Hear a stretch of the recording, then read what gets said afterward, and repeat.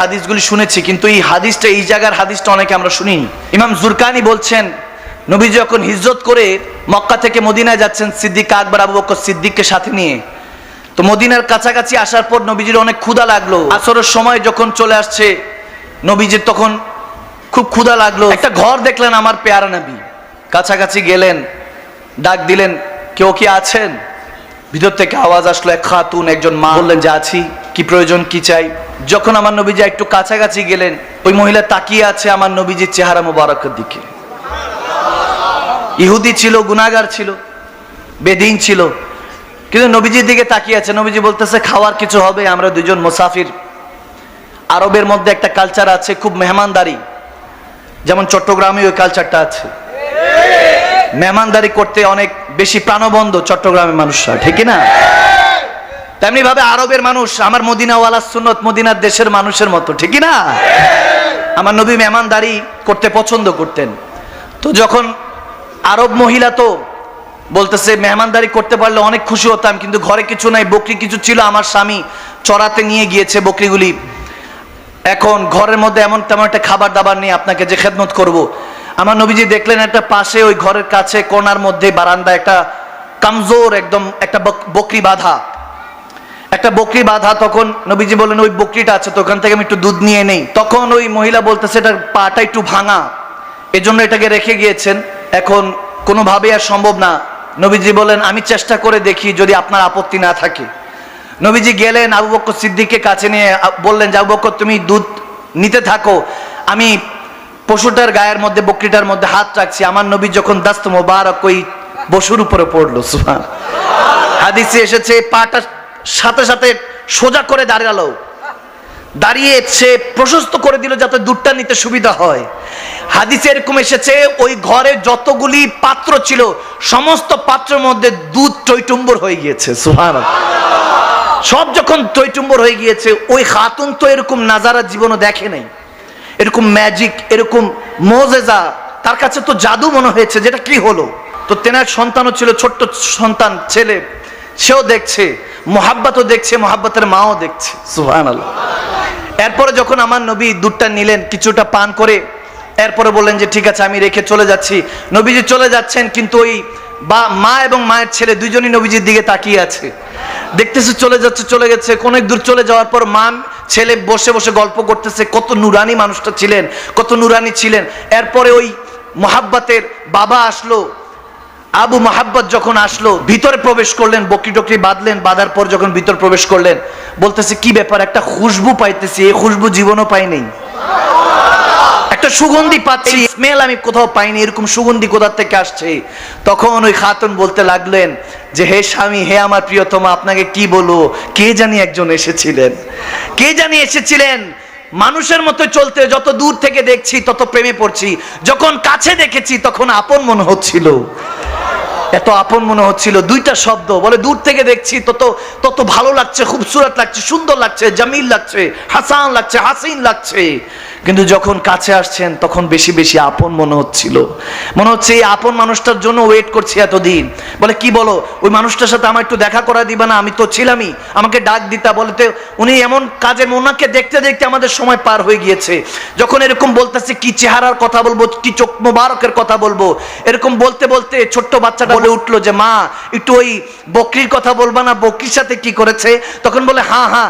তখন ছেলেটাও বলতে শুরু করলো, মাটাও বলতে শুরু করলো যে, বাবা জানো বকরিটা না এরকম অসুস্থ ছিল, হাতটা দিল, বকরিটা ভালো হয়ে গেল, দেখো এই যে পুরো ঘরের মধ্যে দুধ পড়ে আছে, দুধের টইটুম্বর হয়ে আছে, প্রত্যেকটা পাত্রের মধ্যে দুধ। তখন বলতেছে, কি বলো, ওই মানুষটার সাথে একটু দেখা হওয়ার সুযোগ হলো না। যখন এরকম বলছে, উম্মে মোহাব্বত বলছে, ওনার নামই তো জানা হয় নাই। তখন একটা অবস্থায় তারা নিজেরা মিলে নাম দিতে লাগলেন, হাদিসে এসেছে মোবারক। বলে আমাদের ঘরে একজন মোবারক এসেছিলেন। কি এসেছেন? মোবারক এসেছেন। বলে মোবারক এসেছিলেন। মোবারক যখন নাম দিলেন, এখন প্রত্যেক দিন ওই স্বামী এসেই জিজ্ঞেস করে, আচ্ছা মোবারকের জুলফ কেমন ছিল, বাবরি চুলটা কেমন ছিল, আচ্ছা মোবারকের চোখ মোবারকটা কেমন ছিল, চোখটার দিক কিভাবে তাকাতেন, আচ্ছা মোবারক কি মুচকি হেসে কথা বলতেন নাকি গম্ভীরভাবে কথা বলতেন। এরকম প্রত্যেক দিন আলোচনা চলছে। এখন প্রত্যেক দিন বলে যদি আবার আসে আমাকে ডাইকো। ওই স্বামীটা যখন বলছে তার স্ত্রীকে, আবার যদি আসে আমাকে একটু তলব করো, আমাকে খবর দিও। এখন দেখতে দেখতে অনেক দিন পার হয়ে গেল, আসছে না। ওই দিন ওই মাটা উম্মে মোহাব্বত তার ছেলেকে নিয়ে যখন বাজারে গেল মদিনার, যখন মদিনার মধ্যে বাজার সদাই করছে, হঠাৎ করে দেখে আবু বকর সিদ্দিক আকবর রাদিয়াল্লাহু তাআলা দাঁড়িয়ে কিছু একটা কিনছে। তখন ছেলেটা তার মার আঁচল টান দিয়ে বলে, মা ওই যে ওদিন মোবারক এসেছিল না, তেনার সাথে যে সঙ্গী ছিল ওনাকে দেখা যাচ্ছে, মনে হয় ওনাকে দেখা যাচ্ছে।